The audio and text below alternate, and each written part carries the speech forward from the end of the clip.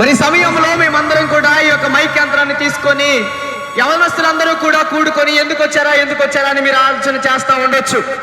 మీ అందరికీ ఒక దేవాతి దేవుణ్ణి పరిచయం చేయడానికి మేము ఈ యొక్క సాయంకాల సమయంలో మీ అందరి దగ్గరికి వచ్చామండి. మీరందరూ ఆలోచన చేస్తూ ఉండొచ్చు, మేమందరం కూడా ఏదో డబ్బులు ఇస్తే వస్తున్నాము, మేమేదో కూర్చుకోవడానికి వస్తున్నామా అని మీరు ఆలోచన చేస్తూ ఉండొచ్చు. కానీ మీ అందరికి ఒక విషయాన్ని తెలియజేయడానికి వచ్చామండి. మనం చనిపోయిన తర్వాత రెండు దారులు మనకు కనిపిస్తూ ఉన్నాయి. రెండు దారులు మనకు కనిపిస్తూ ఉన్నాయి. ఒకటి నరకము, ఒకటి పరలోకము.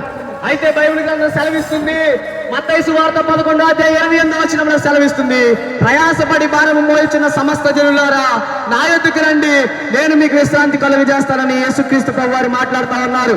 అయితే ప్రతి ఒక్కరూ కూడా దేనికోసం ప్రయాసపడుతున్నారో నాకు తెలియదు, కానీ ఈ యొక్క లోకంలో ఏదో సంపాదించి ఏదో చేసేసి నేను మనుషుల దగ్గర మెప్పులు పొందాలి, నేను ఇది చేస్తే బాగుంటుంది, నేను అది చేస్తే బాగుంటుందని మనం అందరూ ఆలోచన చేస్తూ ఉండొచ్చు. మనం చేసే కార్యాలు తప్పుదోవ పట్టిస్తున్నటికి, మనం తప్పు చేస్తున్నప్పటికీ కూడా మనం అందరం కూడా ఆ తప్పులు చేయడానికి ముందుకు వస్తూ ఉంటాం. కానీ ఆ దేవాది దేవుడు అంటూ ఉన్నాడు, ప్రభువునందు ప్రయాస ఎన్నటికీ వ్యర్థము కాదని.